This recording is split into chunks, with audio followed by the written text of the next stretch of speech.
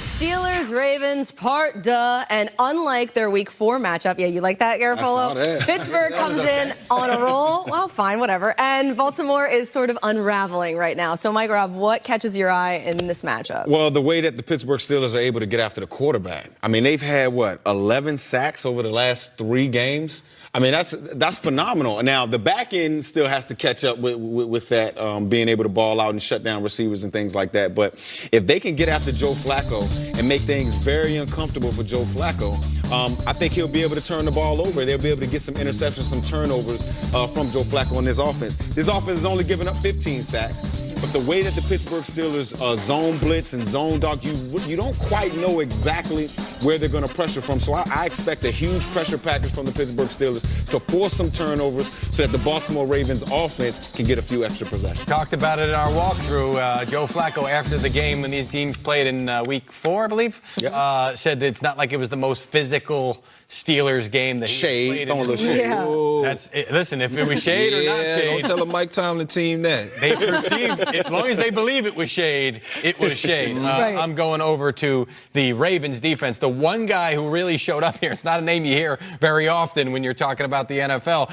It's Anthony Levine, the cornerback. He had a couple of big plays. Watch this here. All right, so this is in the third quarter. He's got eyes toward Antonio Brown. Makes a tackle. All right, now, the next play you're going to see right here is a ball that he picked up underneath that slant route. Then one more time here, this is in the fourth quarter. This is a pivotal play here that really put the game away for the Ravens. Underneath Brown, bang. He had eyes a lot of times, always looking to see. He was that robber, that lurker in the middle of the field. I mean, he's the freed-up player. Yeah. And when you're lurking underneath Antonio Brown. I remember going into that game that those guys down there in Baltimore were telling me, we cannot let 84 go off. Everybody says that, but how are you going to do that? That slant that a lot of times he can catch and then take for 50, go from 5 to 50.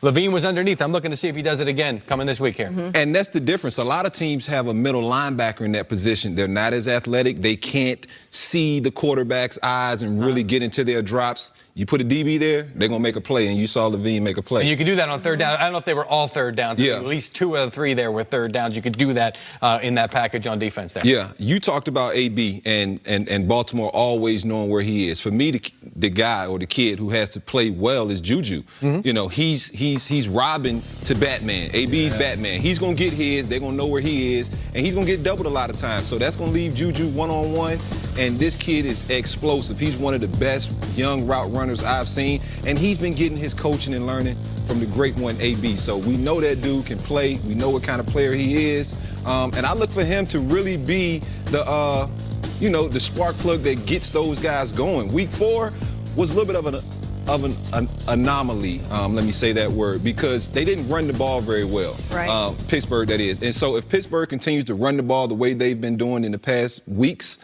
I think they'll find a way to get Juju matched up on some guys and really take advantage of him. Field, bro. He owns the middle of the field. Because he's not scared. You see a little guy and you think, he's not going inside. And before you know it, bop, he just sticks you and he's running across the middle. And he's that little dude tough. And he does not turn down the physical part of the football game. He goes right in there. He blocks safeties. He blocks he likes to block. We found that out last year. That's true. And you know what? I feel like Antonio Brown, too, is kind of just heating up. He has 5 touchdowns in his last 3 games. He's tied for the league right now with 8 of them. But also, I'm keeping my eye on the tight ends in this game because tight ends against the Ravens defense, only 4 teams have allowed more catches to tight ends, and we saw what Greg Olsen was able to do to them. And I think that maybe this could be a good game for Vance McDonald, maybe Jesse James. We'll see. But I think Vance been balling. The bottom line is that the Steelers' offense is rolling. Well, they got their identity. It took them a few weeks to kind of figure it out, but that's the National Football League now. It's going to take the first couple of weeks